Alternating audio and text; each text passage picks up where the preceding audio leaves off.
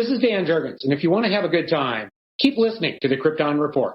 Jason J. Lewis, the voice of Superman on Justice League Action, and you're listening to the Krypton Report. Hi, this is David Patrick Wilson. I played Superman, Clark Kent, in the television production of It's a Bird, It's a Plane, enjoying every minute of being right here on the Krypton Report. Look up in the sky, it's a bird, it's a plane. The Year of Superman.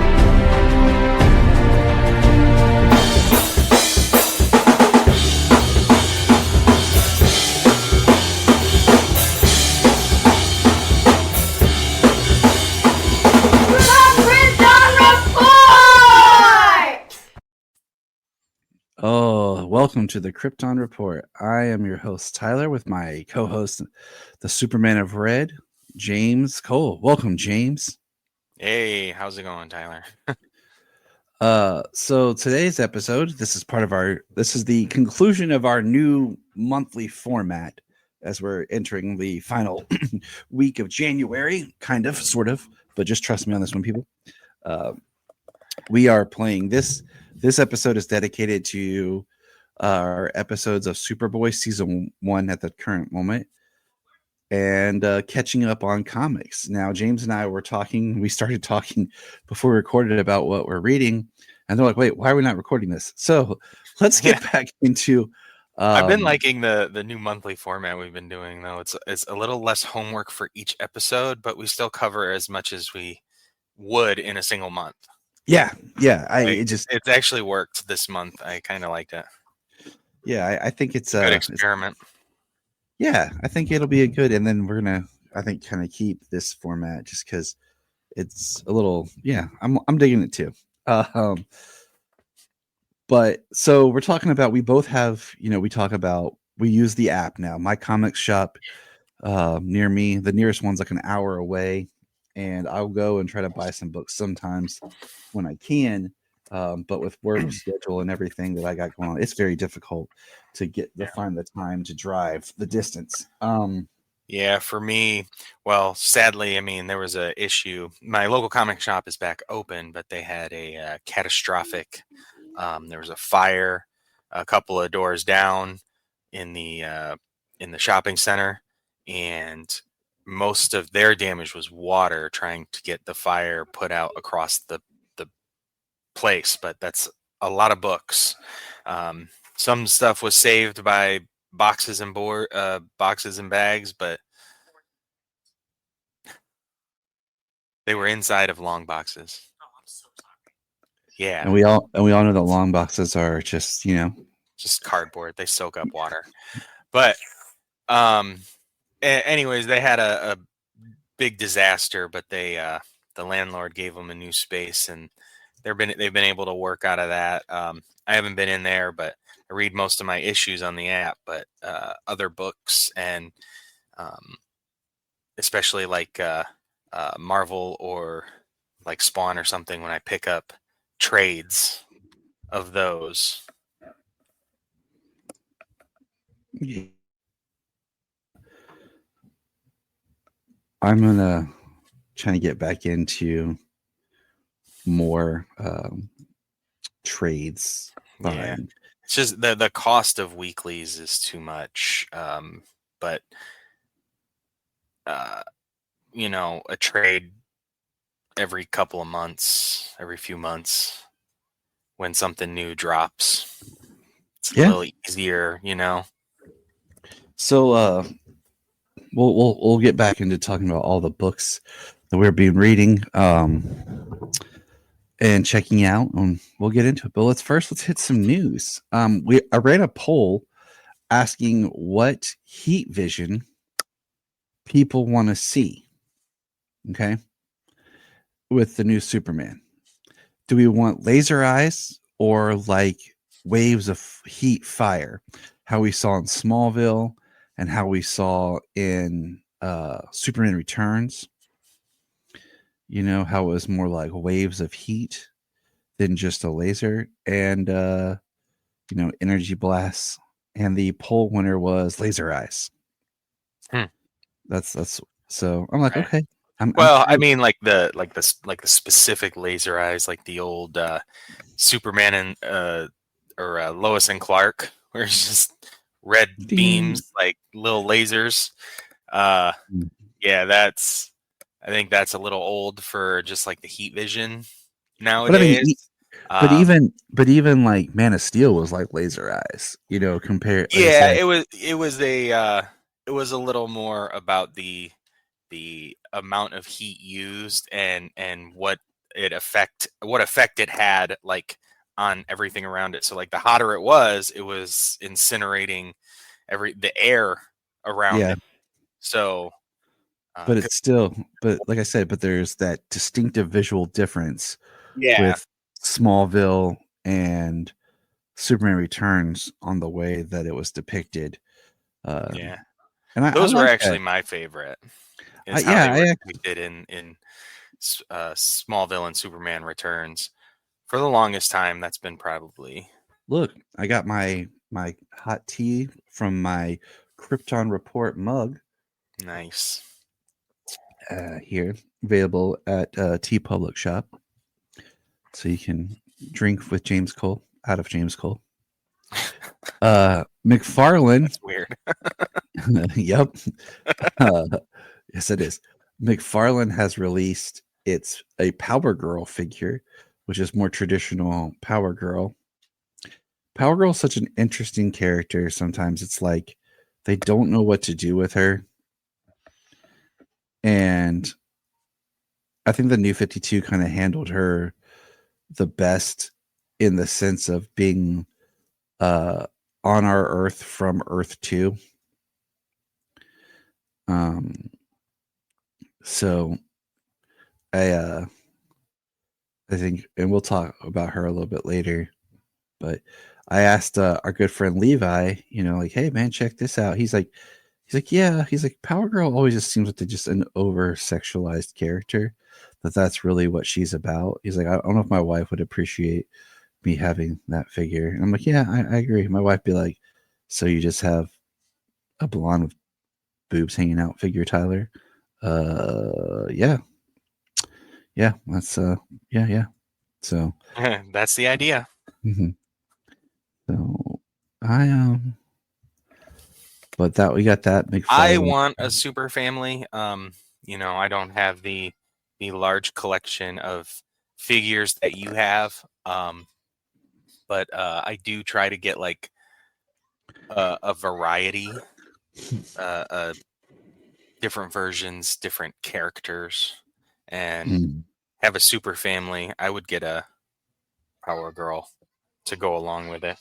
I would get Power Girl if they would release how she is right now. Like I like the how they all have kind of like the matching jacket type uniforms and everything. Yeah.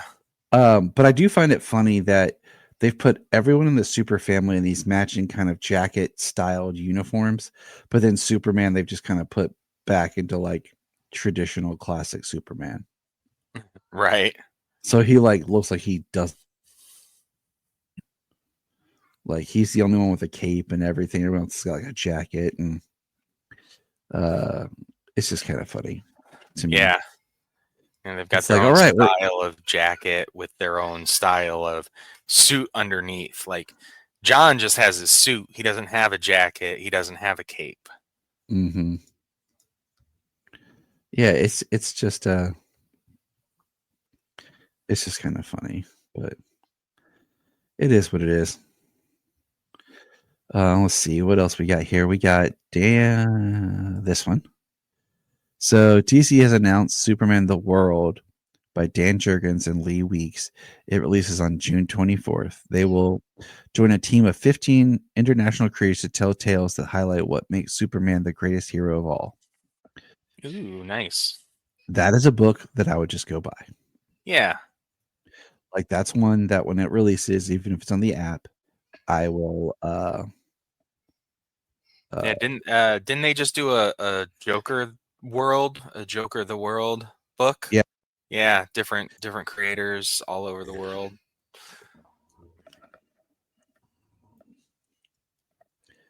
And let's see here.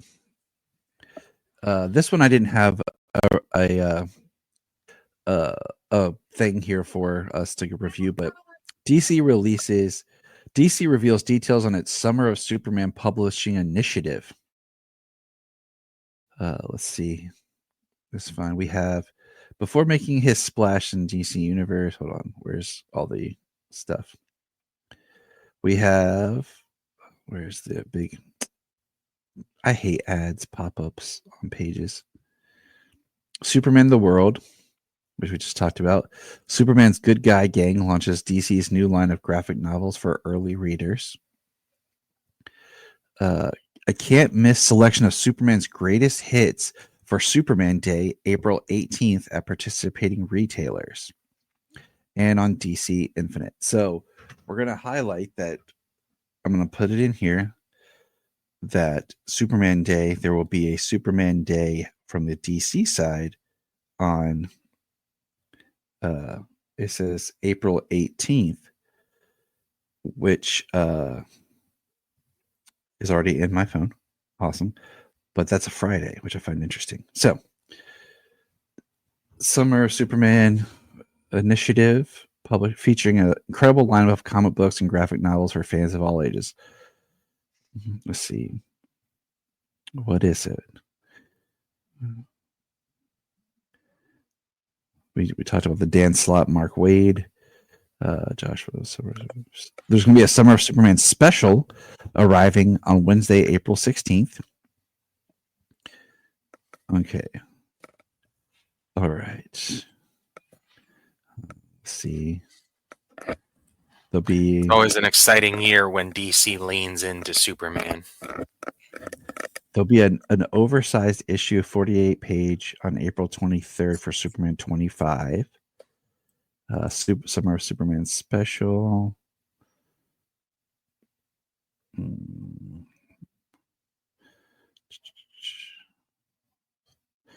Variant covers. I'm trying to read through this article. I just prefer like bullet points a lot of times, you know. Just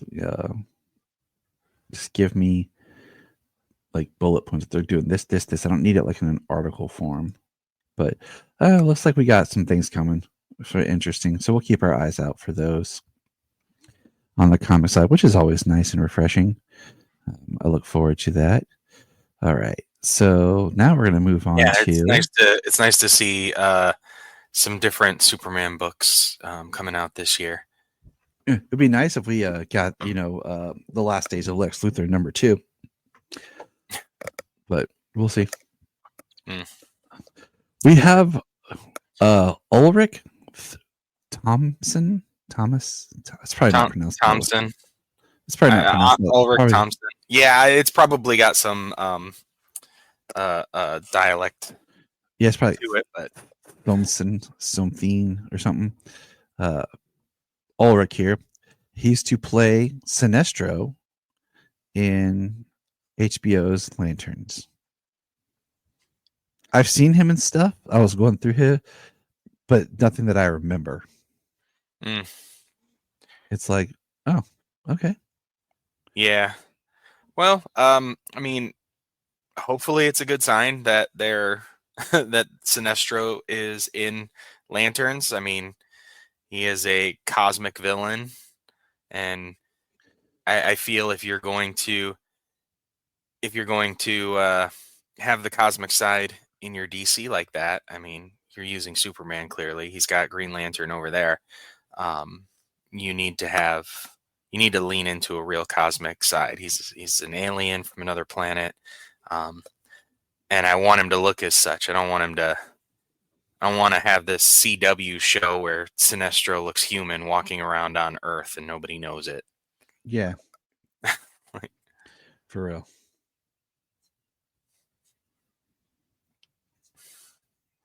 So, you know what? I mean, the thing you can say about HBO shows is they do allow for a lot of fantastical stuff. I mean, like Dune, that the Dune Prophecy show that was just on, Game of Thrones and House of Dragon, and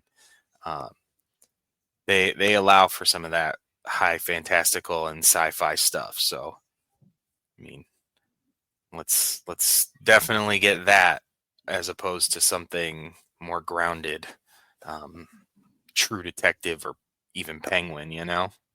Yeah, I really like True Detective first season. I mean, I hope Yeah. for the quality of storytelling, absolutely, but I still Mm-hmm. we need what Green Lantern is. Mm-hmm. I agree. So, um,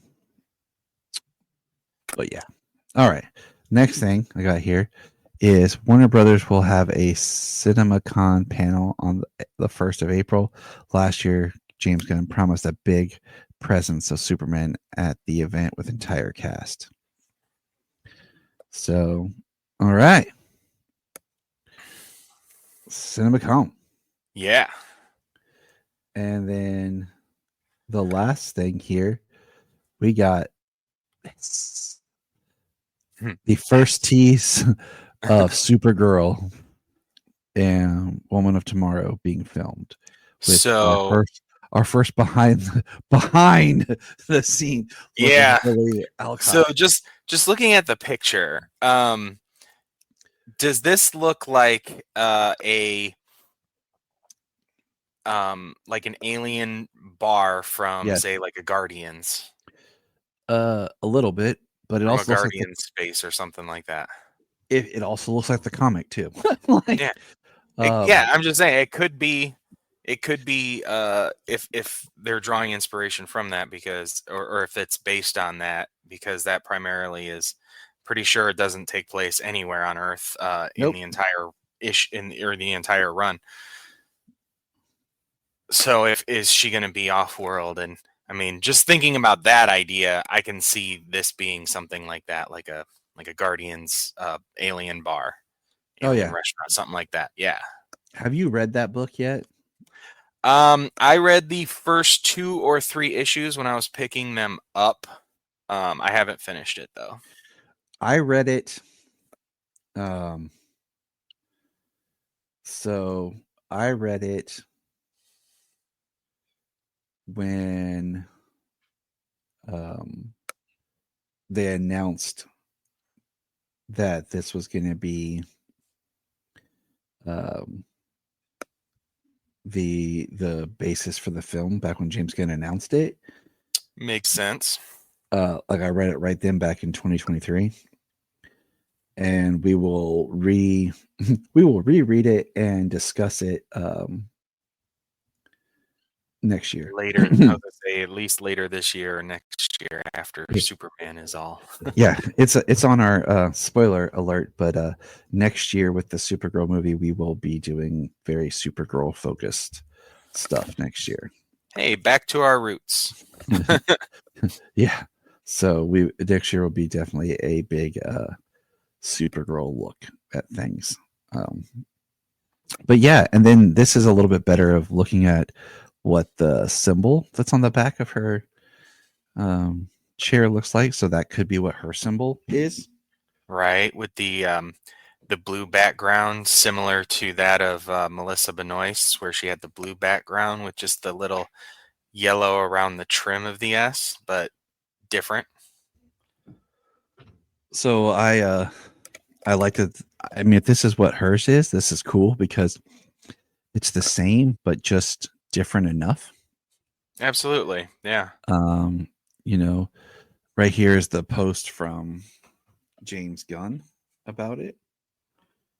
So Yeah, that's awesome. Thrilled to see cameras roll at Warner Brothers Studios Leavesden on Supergirl. So I'm excited that they're making this movie, but just hesitant, like because of the story they're choosing. But it's an adaptation. It's so I'm like, okay. I'm like, I didn't. It's not like I didn't like the story. I just think it's a very interesting story to pick from, and we'll discuss that more in the future. But speaking of stories,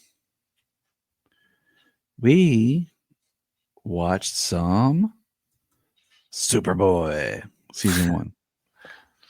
Yes, sir. So let me pull up my notes here, wherever they disappeared to. Where did they go? Oh, here they are. Episode 15, Stand Up and Get Knocked Down. Saturday was first aired February 18th, 1989. TJ finds his friend Michael dead outside the Bonkers Comedy Club. TJ wants to find out what happened to him, so he goes to the club's amateur night. All right, let me pull out the old notes here.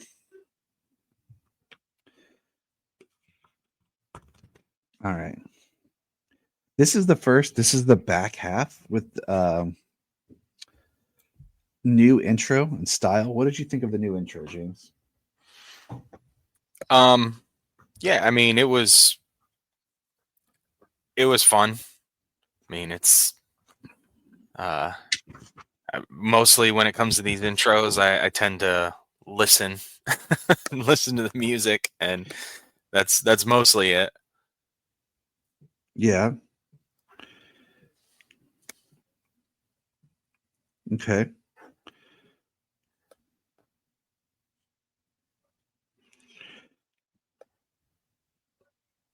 All right. So it was TJ, gets a call and Michael dies, and they go to this comedy club, and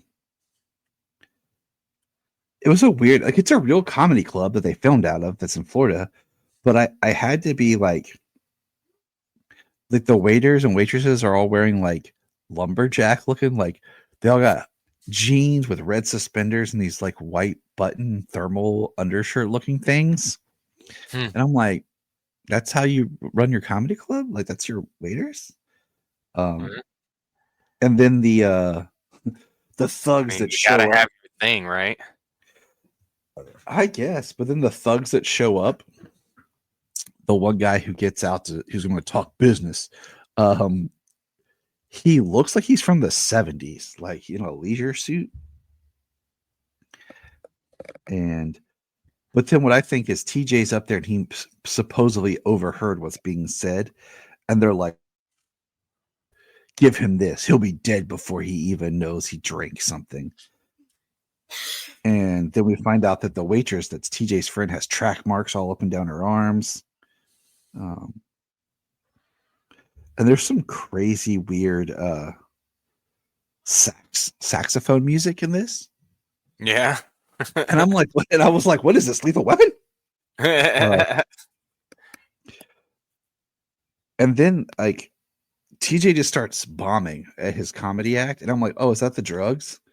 No, he just is bombing, and then the drugs kick in later. So I was like, okay. I thought it was the drugs, and he started to bomb, and it just like perpetuated. You know what I mean? Like he was almost hallucinating, hearing his friend and stuff like that, and overhearing what he heard. You know, so. But so the thugs get TJ and Clark and the waitress, I can't remember what her name was. They put them in the basement. They put a patch on TJ that's like a drug patch, basically, that's gonna kill him. They put one on Clark, and I was like, okay, cool, a drug patch on Clark. But then TJ, like, yeah, something about 2 minutes, and 2 minutes within contact of the skin, it starts to be absorbed, and then you die. Like, yeah, I'm like, great, poor TJ. Yeah. He starts hallucinating and kind of like is out of it, and he sees Clark change. He sees him turn into Superboy, and it's kind of funny because he's like, ah, and of course Superboy saves everybody, and he rips the ropes, and they're in the basement of the club, but then they set a fire too. And I was like, how is that productive? Why not just have them tied up, OD them, and then that's it? Like, setting a fire just seems a little overkill, because now you're just going to ruin your club. Like, that's a whole nother level of problems. Yeah, I mean, unless that's your shtick, you've got like some fireproof room that's vented, you can get all the smoke out and it's not going to go into the club and all that other jazz. Like, But they stop the bad guys, and then we find out that the waitress lady with the track marks is now in rehab.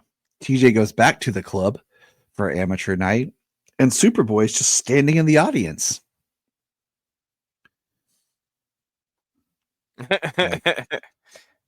Nobody is like, "Oh, Superboy."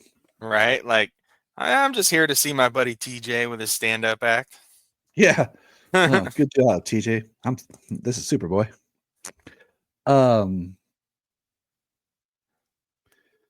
Yeah, it was weird. So, He forgot anyways, to change. They called him back to set, and they're like, "Oh, we don't have time for you to change.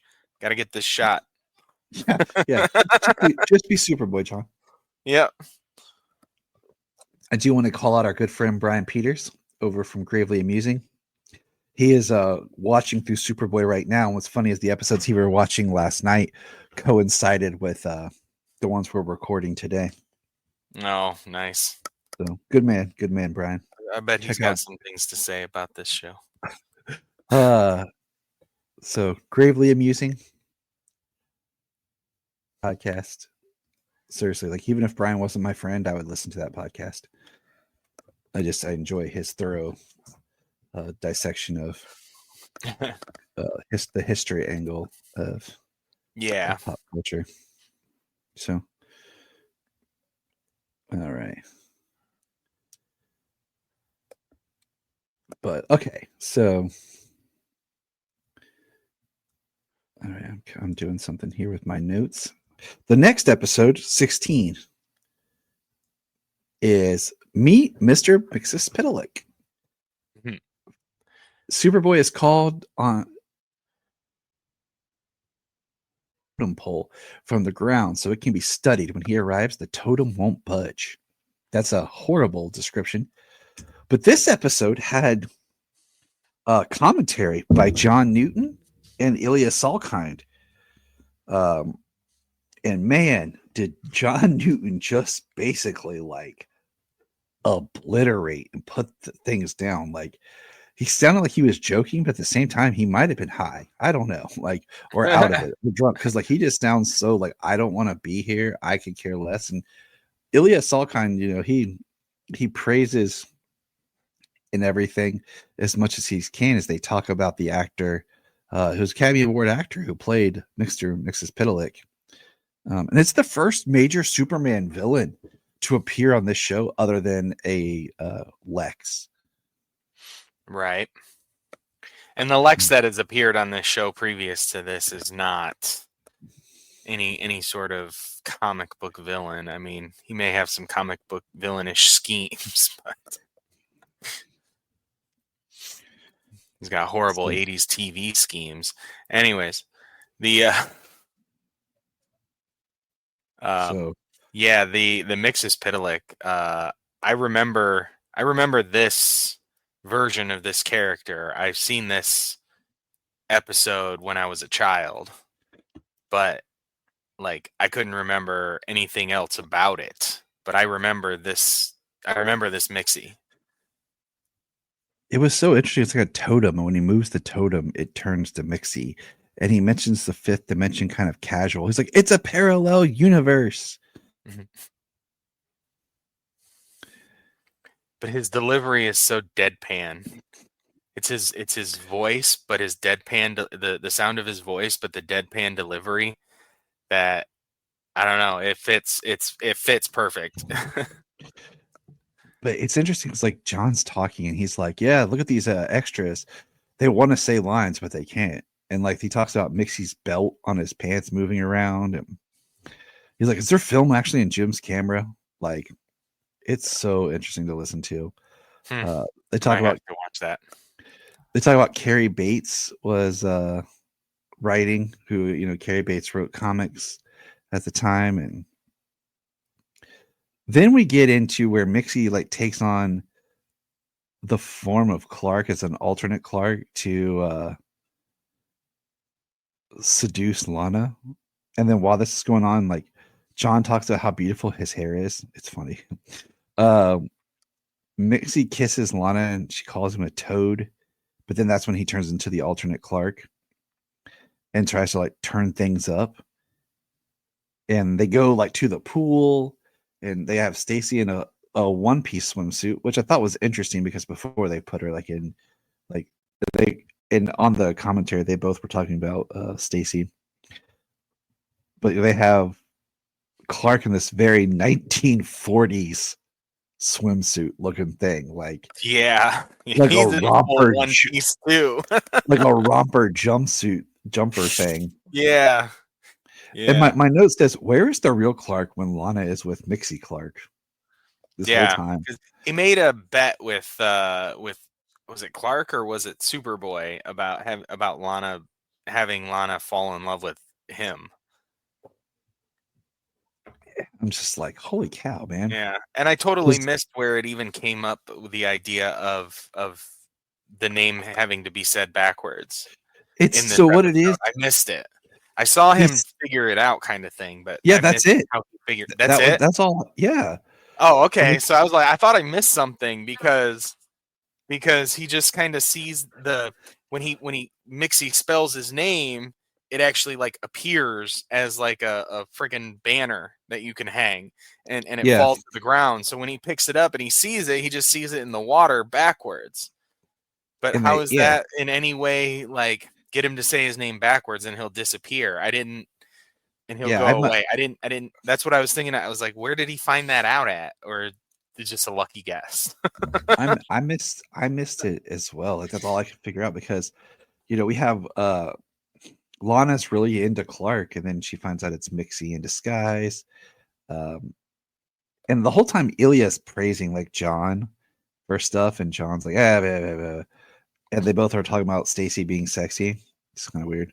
But then at the end, they have this note that she has to like read, and Stacy's trying to read it, or should I say Lana's reading it, and Mixie's like, here, let me do it, because she gets stuck on a word, and he's like starts reading the note, and then it's his name right there backwards, and he's like, and then disappears. And that was pretty much the episode. It was interesting.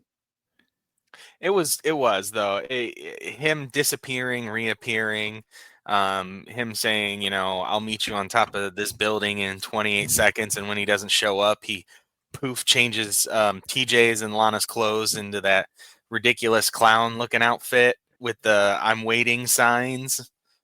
Yeah. So, I mean, it was fun. That's why when I saw it, I was like, what did I miss? Like, I was enjoying this episode, but I mean, I have a 3-year-old, so doesn't change. Like, they get older, you're just like, yeah. You're like, dang it, child. I also have a 15 and a 16-year-old, so until they reach that age, then they just don't hang around with you. Then that's when you get to sit down and watch stuff without interruption. And then you're like, man, I miss the kids. Yeah, and then I miss my kids. The last episode we did was Superman 17 Bird Woman of the Swamps. And this one, Brian was like, what is this? When a bulldozer is turned over a construction site, TJ and Clark decide to investigate. Clark meets an old Indian woman who believes the birds turned over the bulldozer. Who is a very not recognizable, but very clearly a white woman with a lot of bronzer on. It is Florida, after all. So we have a flip tractor. And she's basically, we have a construction people, and she had her birds. Clark and TJ are there. Flip the ground mover. Yeah. It's like Clark's like, I'm for the Schuster Herald and everything. My notes are kind of light on this one, but we get Clark skateboarding. He's skateboarding and does his shirt rip. I was going to say he skateboarded for about 6 feet. Yeah. And before he flew off and left his skateboard lying in the middle of the road. They try to give us a message about the forest being depleted little by little and how it's destroying the ecosystem. And we later have Clark talking to TJ and Lana, and he makes a quote. It says, "Wise man." Like, who said that? He's like, Clark Kent.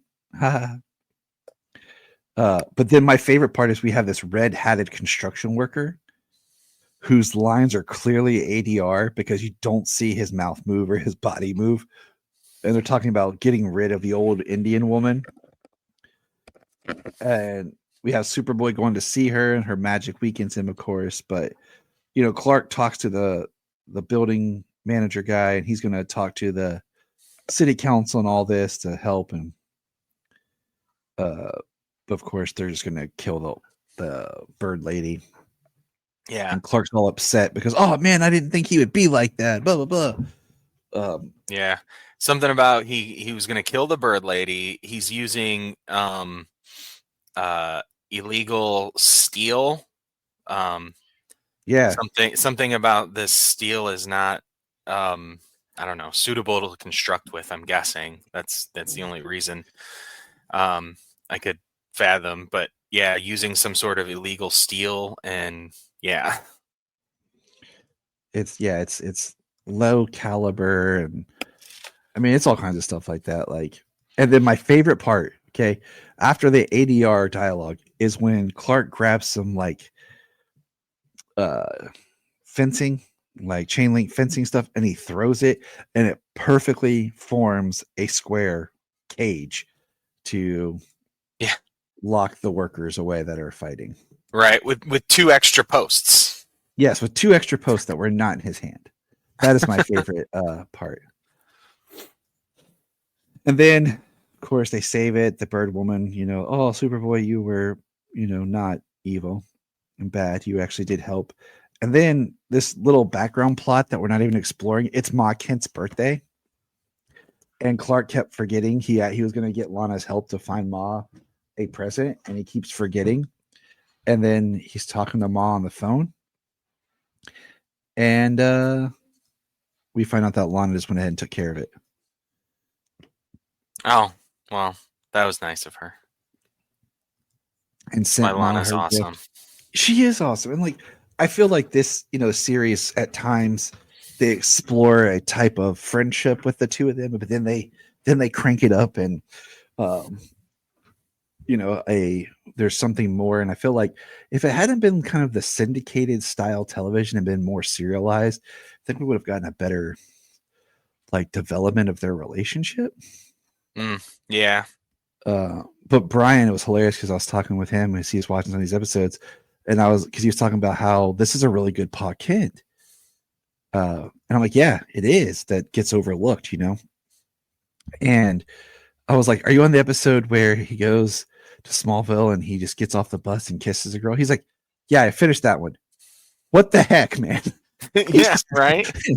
He's like, he just kisses this girl, like all like, yeah, me and Lana are just friends, and then like leaves her and never talks about her again. I was like, man, this Clark is very big on just the. I was say that Clark is listening to Ludacris's area codes. Yeah, I mean he's hitting it, so he's all about something. That was probably a John call. Like, yeah, he was like, hey, where's the girl? Where's the extra I'm supposed to make out with this week? He's like, guys, I have this idea. What if this is Clark's old girlfriend? We explore this whole thing about Clark and having his girlfriend. Let's just cut the subplot. We already filmed this kiss scene. The fans will be confused. Let's just leave it.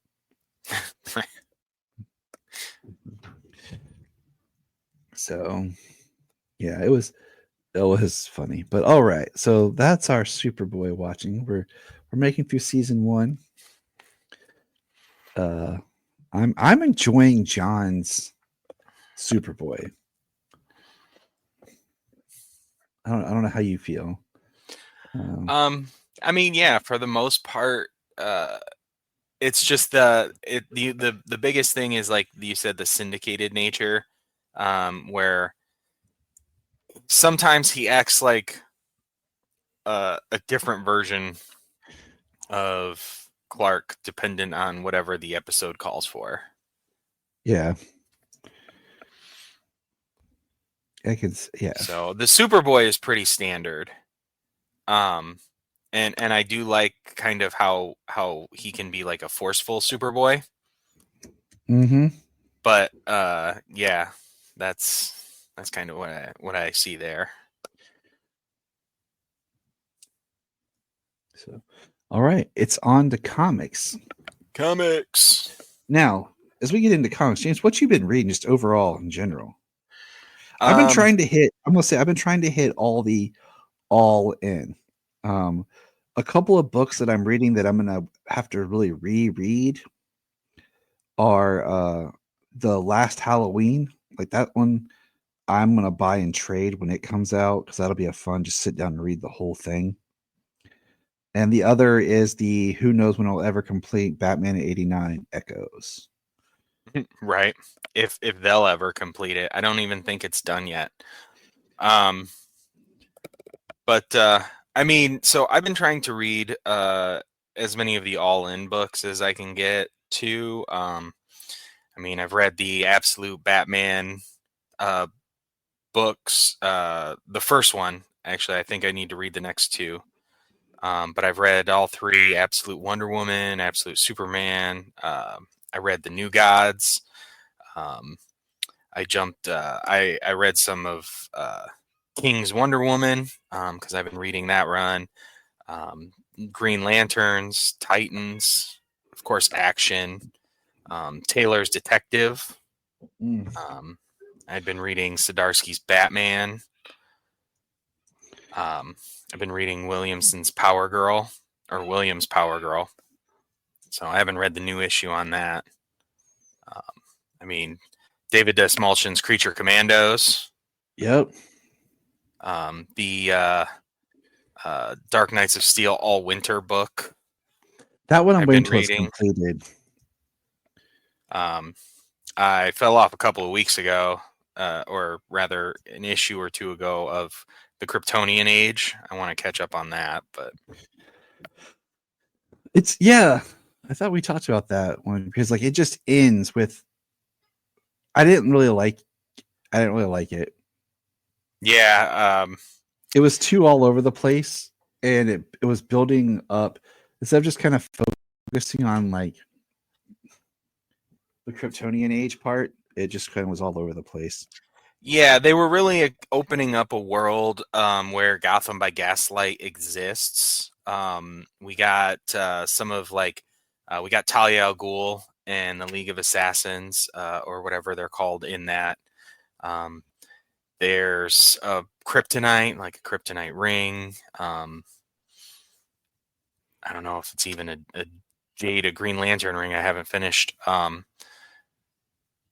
So they really used it to just like open up the era, the Earth where Gotham by Gaslight is, and like you said, there wasn't much focus on anything Kryptonian that I've gotten to yet. It's something they talk about, but nothing concrete that I've seen. So let's start here. First of all, let's start with Action Comics. That's the biggest one. So Mark Waid and artist Clayton Henry did Action Comics called Phantoms as a weekly book for the past 12 weeks. So we're going to talk about this. It'll be a nice collection. Like this will be a great trade when it comes out. But the base story is the Phantom Zone is acquiring things are starting to become solid mass. And Clark gets pulled in and has to take, like he has special wrist cuffs that are providing him with solar energy. So he has his powers in the Phantom Zone. And we see that Zadu, the pirate's there, but we actually find out that it's actually Mon-El in disguise. And he's running everything inside the Phantom Zone. And then through machinations, Clark is thrown back in time. And he ends up on Krypton. And he meets his parents and he meets what was his name? See, there's so much I did not take the notes I should have, just because I was like, oh, this is. I didn't realize it was weekly right away. Well, exactly. It was weekly, and then it came out over the last 12 weeks. So, like, I'm more familiar with between like 1076 and 1081, the second half of the story, than I Yeah. am entirely on the first half. Just more detailed. Because we also had backups of adventures with Connor and Keenan, and then Supergirl, and then Yes. it was the back half that really formed the full story, where basically, they trick Superman, and he goes to release the Phantom Zone people, the criminals, on a planet with a red sun, but they tricked him and they were released inside the sun because the sun and everything is getting pulled into the Phantom Zone. So then the whole super family comes together to basically all over the galaxy to get the criminals back into the Phantom Zone. And then what happens is you see that the real Zadu is coming back, and they attack. In the final issue, they attack the super family, beat the crap out of them, and get them all on this platform that's going to basically torture them, kill them, and take their powers. And what we find out is it was a trick. Zadu was actually Martian Manhunter, and it took all the Kryptonian criminals, their powers, and sent them back into the Phantom Zone. I thought that was a nice way of pulling it back around and surprising us all with what happened.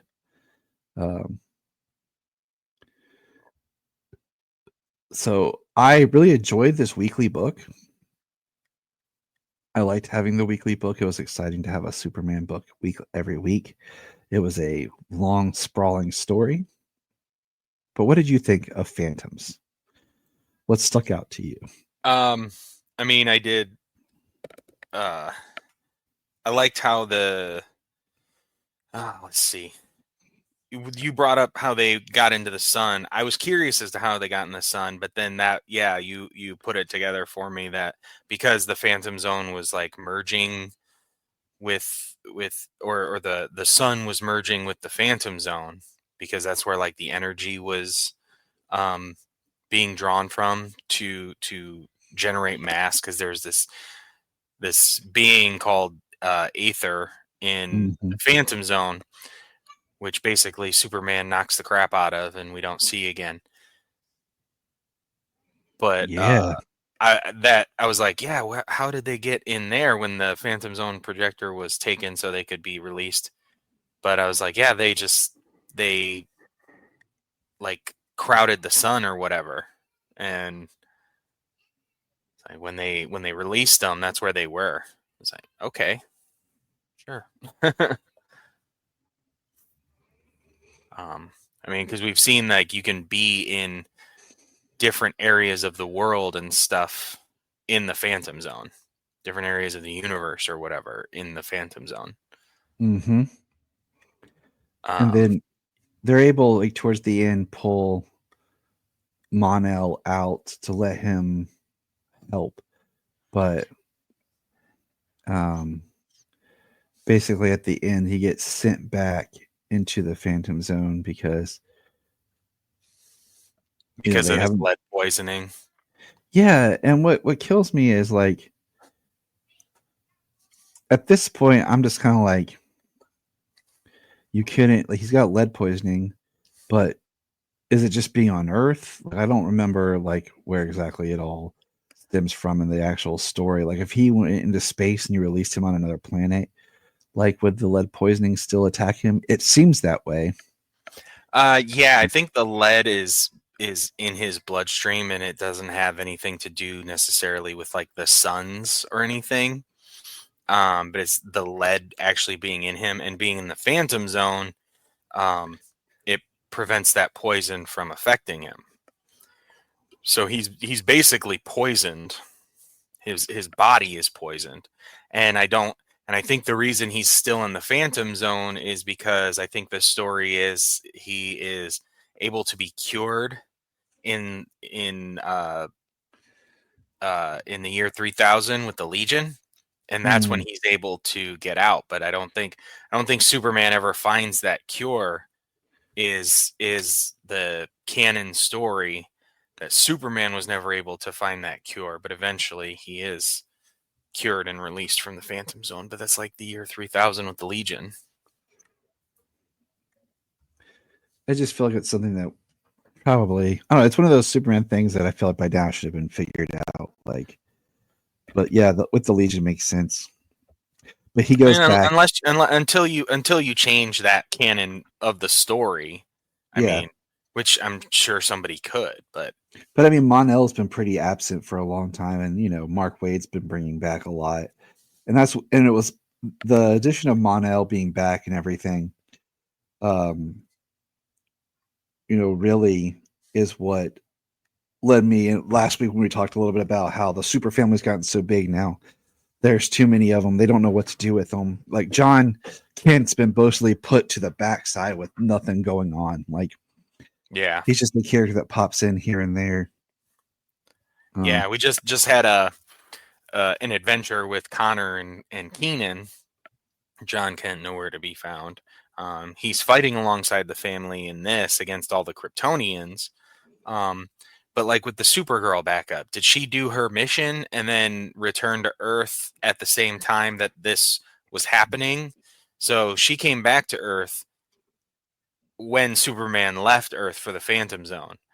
So her story takes place, which is the backup, takes place like before Phantoms, and then in Phantom she's back on Earth, because she even I'm pretty sure in those issues she is building a relationship with Power Girl throughout the Super books. And the thing is, like with Power Girl, it's like, okay, you got to keep her hair cut shorter, look more like a bob. And Supergirl needs the long blonde hair. Like, and Power Girl is a little older. Yeah, she's supposed to look more mature in stature than Supergirl is. Really the only two differences when it comes their haircut and their stature. But we find out that they created a program because the Kandorians have exiled Kal-El and Kara. Like, they're not allowed to communicate or be considered part of Kryptonian society. And the Kandorians, Kara and Superman had a plan. They kind of tricked them into it. But basically, what's important that the Phantom Zone is back to being a prison rather than a lethal hellscape.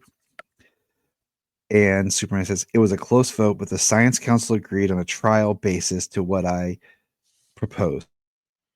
What the zone was always missing was a humane opportunity for redemption. Provide a zoner demonstrates honest and proper penance to their warden, they may be eligible for parole. I don't imagine most of them can ever meet those qualifications, but at least mercy, as it should be, is attainable for those willing to do the work. And then they said, well, who's going to be the warden of the Phantom Zone? Of course, dum dum dum, it's Mon-El. And then we have an allusion to, I guess, is that Cyborg Superman is inside the Phantom Zone. Yeah. Is that who you took it as? That's who I took it as, yeah. So, which is interesting because you gotta think, can't remember the last time Cyborg Superman showed up and if he was put into the Phantom Zone. Oh no, he was in a story and he did exist in the Phantom Zone. He was reaching out through the Phantom Zone, possessing. That was back in Kennedy somebody. Johnson's run. Yeah. So he was in the Phantom Zone at some point. So yeah, we know. That's cool.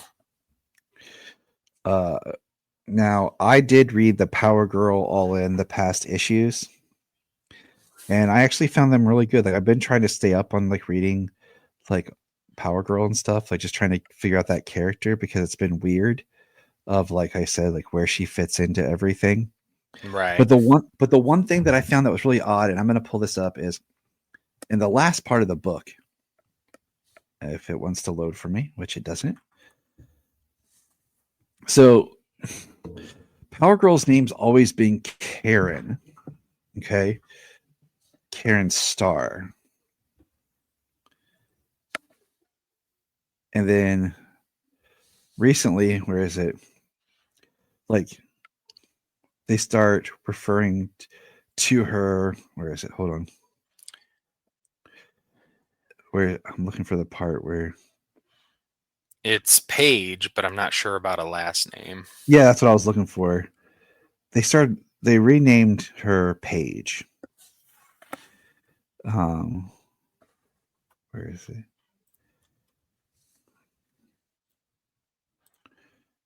Where is it?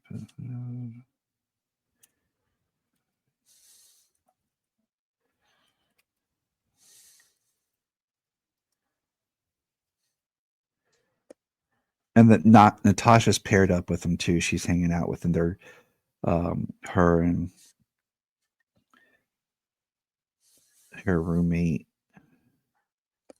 She says, "You're a millionaire?" No, Karen Starr is. But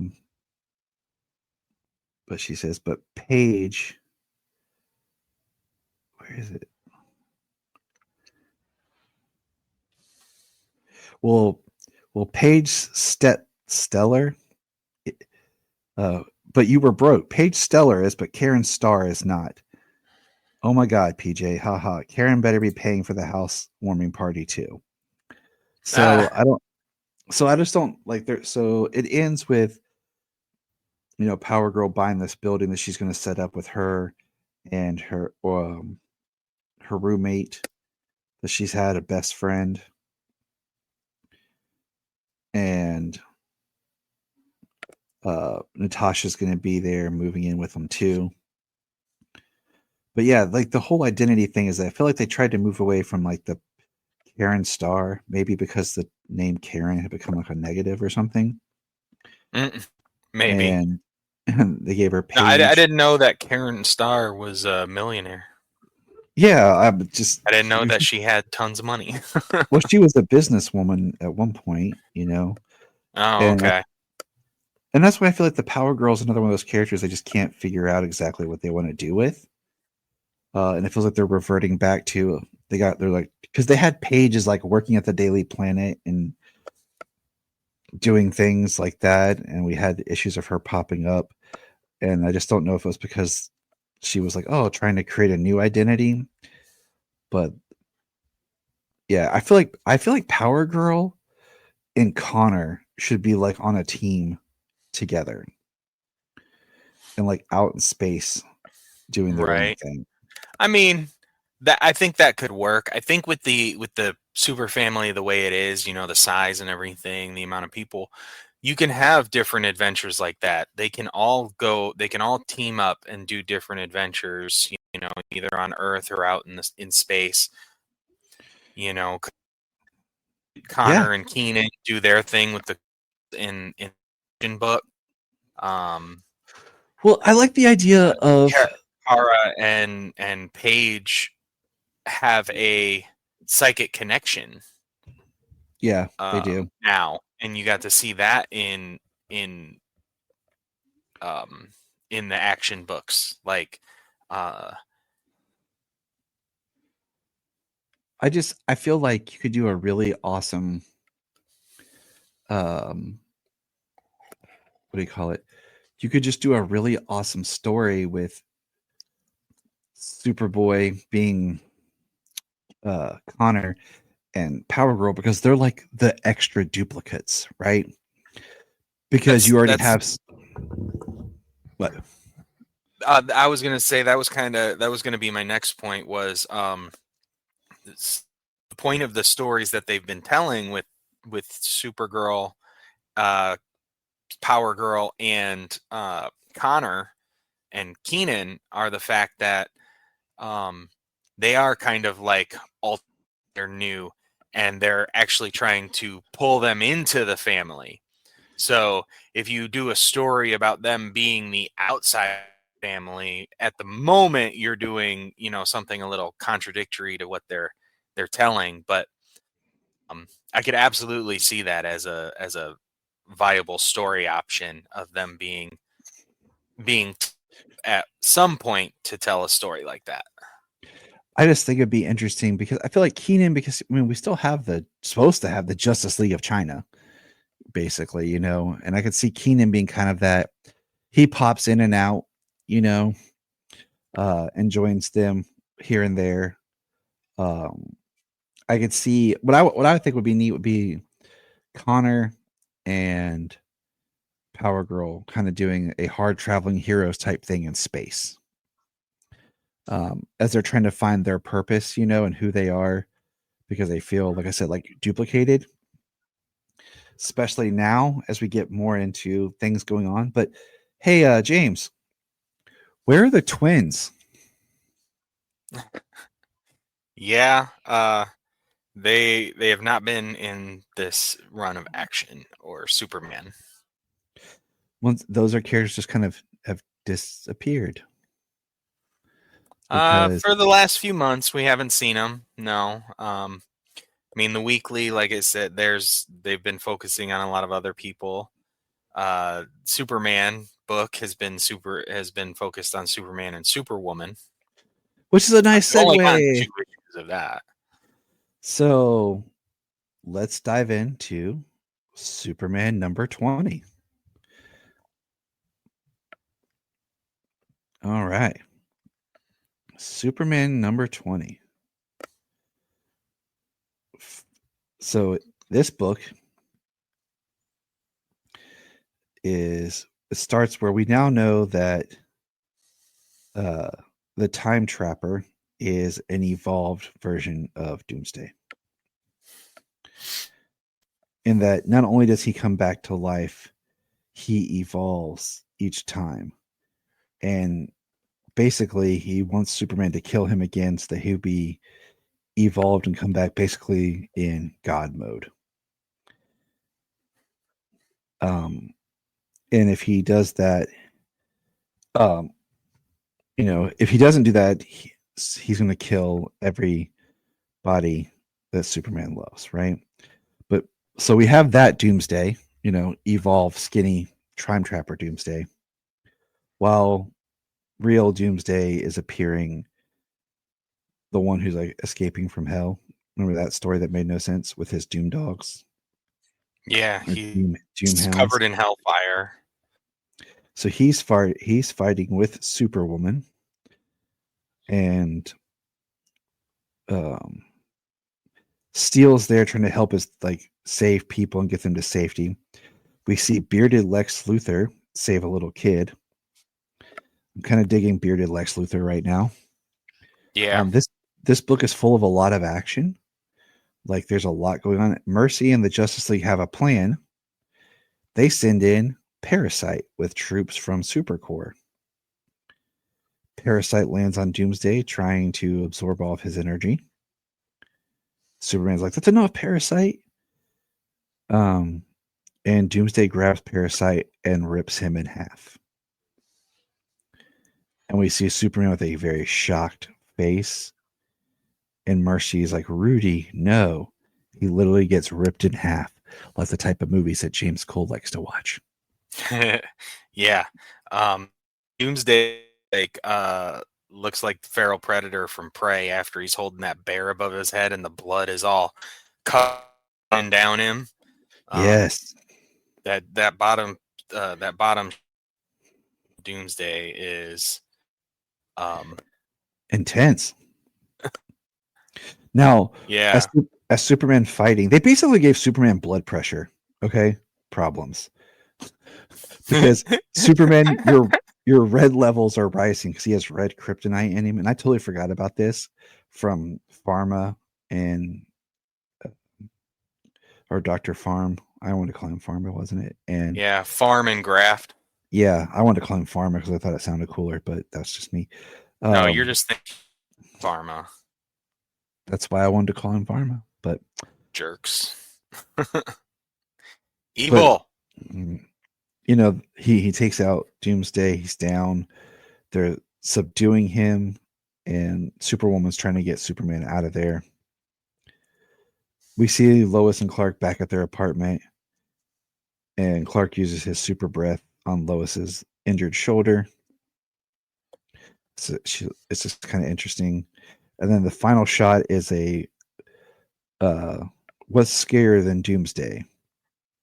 And we see a planet, and we see someone put on a mask that's like the containment suit that Doomsday had. And it says, Yes. So the ultimate has returned. We have waited long enough. It is time for our revenge. So I'm really digging this story. Yeah. What about you? What you think on this? If you know of Doomsday's history, Calaton is the first place that killed or the last place that killed Doomsday. The first or last. I think he rampaged across the galaxy, and then they killed him. The royal family, they did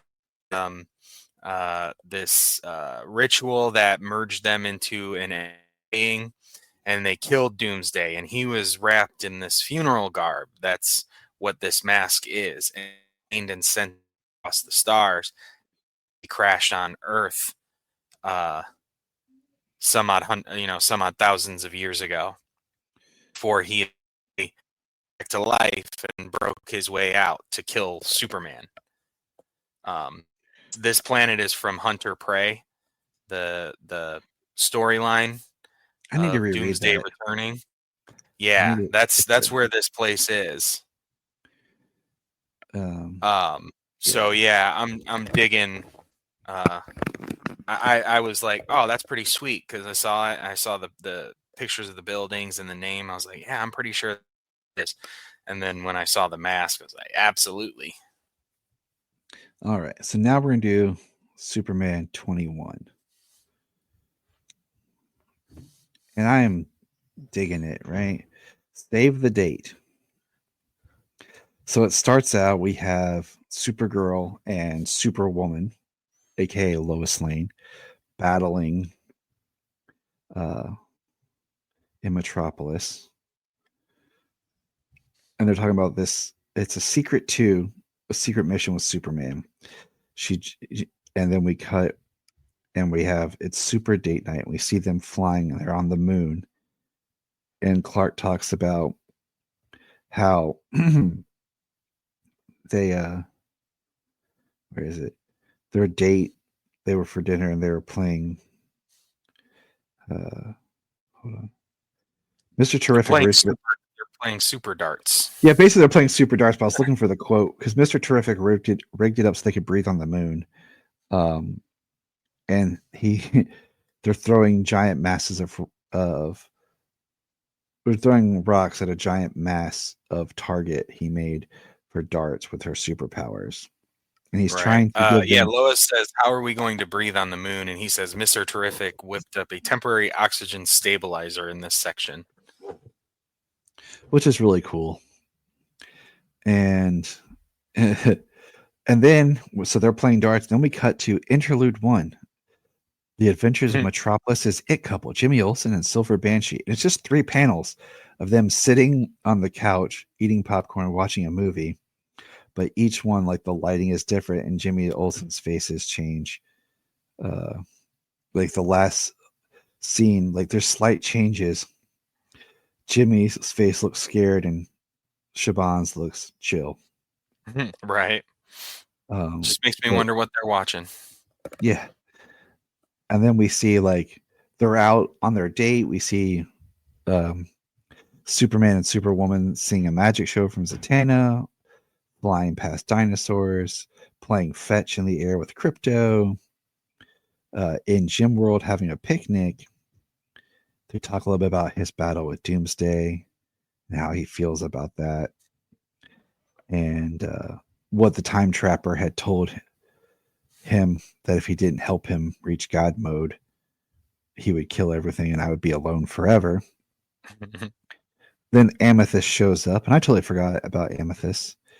and there's a battle raging, and she needs Superman and Superwoman's help. And it's like, to the battlefield, right? And then we have interlude 2. What does Doomsday dream about? And we see that Doomsday is at Supercorp with their synthetic black mercy venom, and it's just like him ripping apart Superman and crushing Superman's skull in his hand.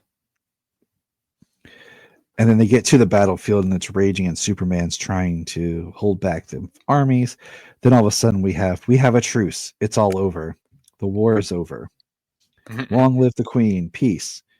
And basically Superwoman got them to talk and was diplomatic and got them to stop. Yeah. Onyx needed medication that could only be made from gems in House Amethyst's land. I helped them out a trade agreement. Boom. Way to go, Lois. And then they have an idea that what they're really missing for their date adventure is interlude 3, which is the coolest interlude. What did you...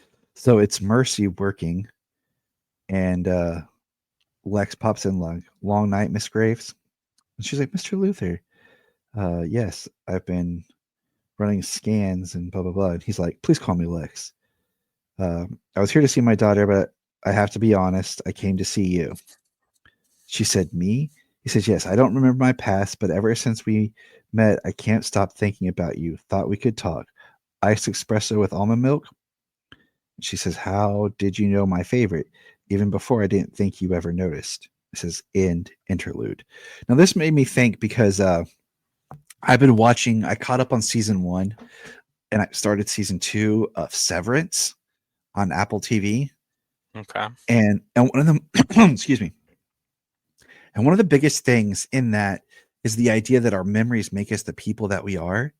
Because the premise of that show is these people have a surgery done that when they go to work, they don't remember who they are outside of work. So for the 8 hours at work, they're like new people. They have core memories of like basic things, but they don't remember who they are outside, like their names, their life or whatever. And then when they leave work, they go back to their normal person, but they don't remember what they did at work. And they get into the concept of, when you're at work, you never feel like you leave because you have no memory of sleep or of leaving. You just remember like walking out like to the elevator, and then the elevator opens again and you're back at work. Oof, and it gets into how they're treated almost like children because of like their mental states and the environment, but how they craft new personalities, and they're basically new people, not having the memories of their experiences of life. And it's a really interesting concept. And this is what this made me think of is, who is Lex without his memories? Yeah. So we get back to Clark and Lois walking around Smallville on a date. And he says, you want to see my parents? And she's like, no, I love your parents, but I do not think that would be the most exciting end of our date. And then they kiss, and they hear Superman, Superwoman, and they start taking off, and they find Supergirl. And then we see an armada arriving, and it is the aftermath. This is my people's funeral garb. We wear it now because Doomsday has turned us into living death. You have exactly 1 Earth hour to turn Doomsday over to us, or we will grant you the same mercy that monster granted our people, and we will kill everyone on your world.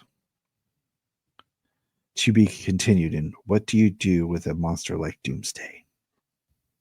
I think that's the premise of the story. Yeah, and I'm liking the way that Doomsday is being used in here, because I feel like Doomsday was very much a one-note villain, and we've seen a lot of evolution of Doomsday over the past few years. Yeah. Of what to do with that character. Yeah, I know we discussed some of Doomsday and everything and what they've done with him recently, but like when they used him in the past, he was he was that creature. It was so like the second time he fought him was like this creature that is immortal and impervious to being basically beaten to death the way he was, can no longer be killed that way. So how do you stop a creature that can come back, be killed again? And that's when him at the end of time, but that at the point of entropy, and then that's where the next time you see him, Brainiac has taken Doomsday, and he wanted to possess Doomsday's body and fight. And how are they going to do that? Well, as they and Doomsday purges Brainiac from him, they basically make Doomsday stuck between transporters, so he's never fully a full body, a full corporeal being again. It's like, you know what I mean? Like they use Doomsday in a couple of ways to bring him back that were very interesting, but then especially after that, it's like, what do you do with him? And they've expanded his powers. Yeah, I mean they've done made him different more things. and more Kryptonian like Yeah. based, like by giving him almost the ability to the ability to Yeah. fly, Yeah, heat but I vision. think the ancient Kryptonian, the way he didn't have the same abilities as a modern Kryptonian. That's No, and that's I'm hundreds of saying, thousands of years of evolution of the Kryptonian race. and that's why I'm just saying like they keep advancing Doomsday and what he can do and who he is. It makes him So more and more I feel like dangerous. that idea of his evolution, him becoming more evolved, like the Time Trapper, that's interesting because it takes him so far past what people have considered what to do with Doomsday. Mhm. What is he on the other end of the scale if he is constantly killed and come back and can never die, and for hundreds of thousands or millions of years, what does that look like? You got a Doomsday who travels through time, controls time, Yeah, and I wants mean to it's be just a god. it's interesting because the original Doomsday was they would it would die and then they would like clone it from then later it was basically he would die and then that same body would come back. So it's our last issue for today is Superwoman special. This was an awesome issue. It opens, this is where we're learning Lois's story of how she got her powers, and I really enjoyed this issue. We have Lois in the Daily Planet office, and then we have show up. Who shows up, James? Well, it is Kara and Lana, which I wasn't sure who that was when I was reading that. Was that the third page they show up? I was like, is that Paige and Omen? Yeah. Because they're like a blonde and a redhead. Yep, and she's wearing a green shirt. Yeah, and then the green shirt. Yeah, but yeah, turn the page and you've got Superwoman Red and Supergirl. Yeah, and then we have I sent you this screenshot. It says, I used to only get this coffee from my favorite cafe if Clark had a free second, and they're in Paris. She says, just one of the many perks of superpowers. Are you good with the whole Superwoman thing, Lana? Oh, sure. I'm Superwoman Red, and you're Superwoman Blue. If there can be a zillion Green Lanterns, I think we can share. Hey, so real talk. Why were you yelling at yourself in the office? But I just had to send you the Superwoman Red, Superwoman Blue, which is awesome because that's kind of what they are in a sense. Even though Red's power is a little bit more of like the energy based. Yeah, which actually back in the New 52, when they had the Superwoman book, they had Lois and Lana as Superwoman Red and Superwoman Blue, and then that first issue, but they were electric. They had the electric powers. That's what they looked like. And then that first issue, Lois just kaputs. But she tells her story that during the whole Absolute Power with Amanda Waller. Well, that's lame. I know. Have you read that book? I've wanted to. That's one I Oh, haven't you gotten should. back to. You should. I did. It's good. It's good. But it had to get rid of that New 52 Lois somehow to make room for Rebirth Lois. So, but Right. it's all. Lois put on a power suit from designed. The armor had connected to Waller's super amazos, and she flew out. And during the part where they take out the amazos and the powers are being given back, she felt it, and her suit basically shortens out. She falls in the water, and then she wakes up on top of the Daily Planet. And as the book's going, it's her Lois's story about how she loves her superpowers. We see her as editor. We see her lift up the couch in Perry's office. We see her at Supercore. We see like Lois comes in. She's trying to talk to Mercy and Lena, and they're basically brushing her off, and she's like saying she needs to talk to him, and then she just talk about how they love this desk they have, and then she just bam, smash. Lois smash. And then Mercy's like, I see. Lena, cancel all my appointments, please. Something's come up. And she says how she went to Mercy and them first before going to the super family. And they were running tests trying to see what's going on. And they basically feel like she got her powers because they came from something during the Amazo time. We see Lois, we're cutting back and forth from the past, and now she's walking down the street, and there's some fire with the police, and she saves the police officer. And that's how she learned that she was faster than a speeding bullet. She kept the bullet, as a reminder, because she actually got hit. And then, this shows the first time that Clark comes home and she's wearing glasses and everything. He says, why are you wearing glasses? And she's like, dramatic effect.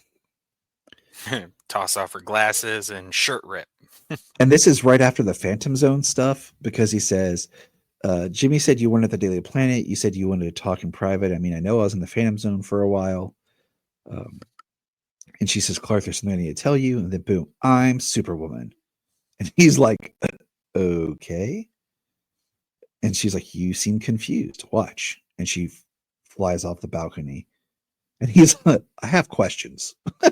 Like, I'm in the Phantom Zone for a while, and I come back, and everybody's got powers. My wife's got powers.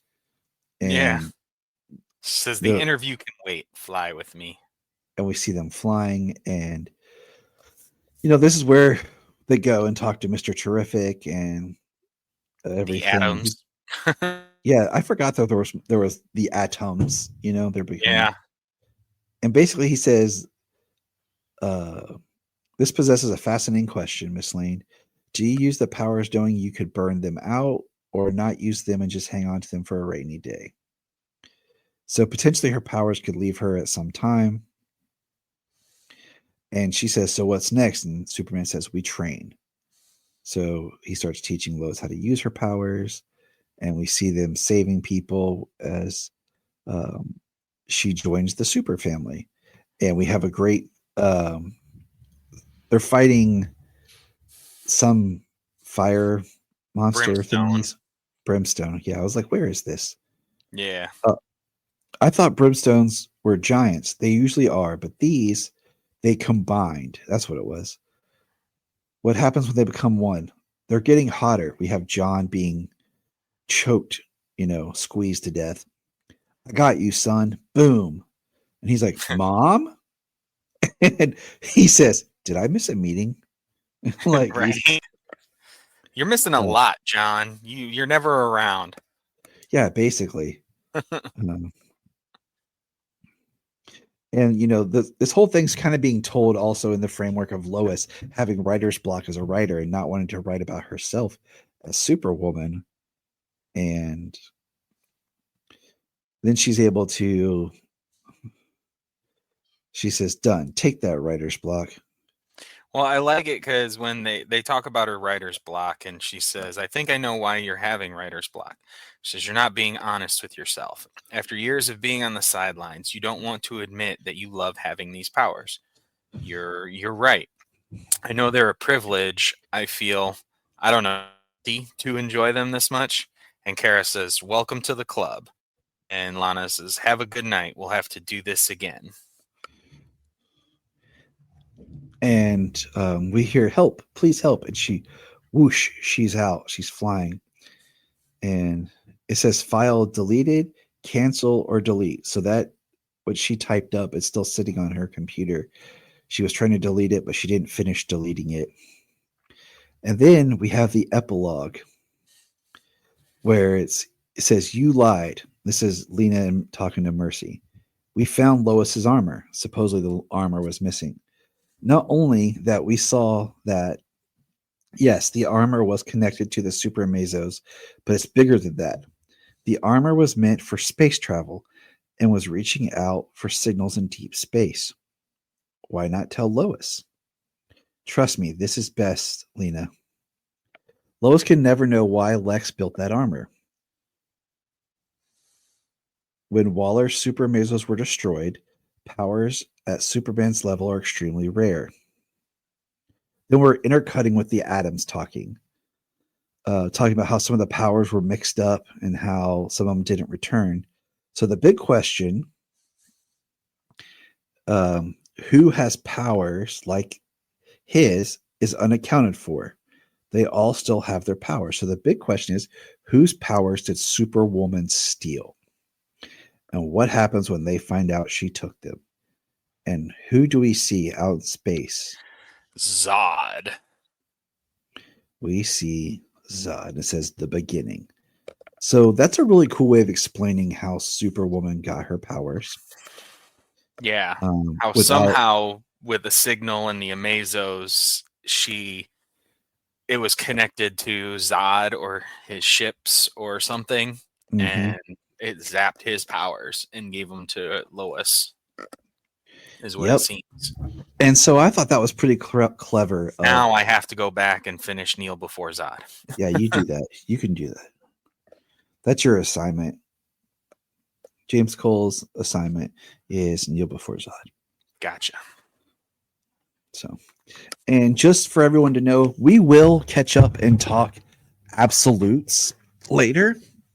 But we're going to kind of wait till we get at least the first arc, first 6 issues. Like, it's usually about 6 issues is right around where we get like a complete story arc.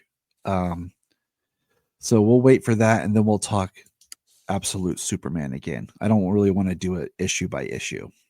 I want to kind of wait till we have a better idea of this whole story. Yeah. World. I mean, just to throw it out there, though, it was a good issue. Issue 2 was pretty good. I agree, and we'll break that down. But it was interesting. So, yeah, there's that. But yeah, the Superman books are really good so far.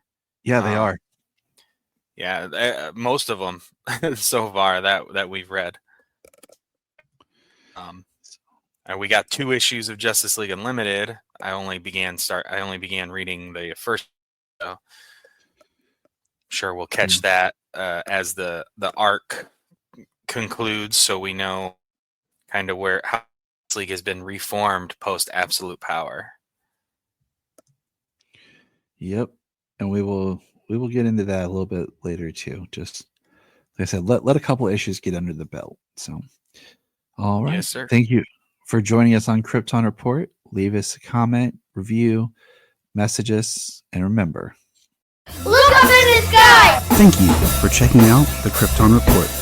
Please click our link tree in the show notes to follow us on your favorite social media platform. We have a $1 Patreon, just $1 a month to keep us going. And in return, you get exclusive shows and specials. If you want to join us on an episode, send us an email or a message. Look up in the sky.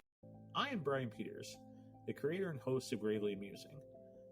For the past 30 years, I've studied the history of gods and monsters in pop culture and our world. As a student of theology and history, I've tried to understand evil and its impact on us. As a writer, I've tried to share this knowledge. As a comedian, I've tried to make people laugh as I do it. But as a man-child, I'm still that scared 7-year-old boy. Join me as I share the history of horror and sci-fi, discuss classic and modern pop culture, and share a creepy story or two. This podcast may scare you, it may horrify you, or it may leave you gravely amused. Listen to Gravely Amusing on Apple Podcasts, Spotify, iHeartRadio, and wherever podcasts are found. Follow us on Twitter at gravely_amusing or on TikTok at gravely amusing.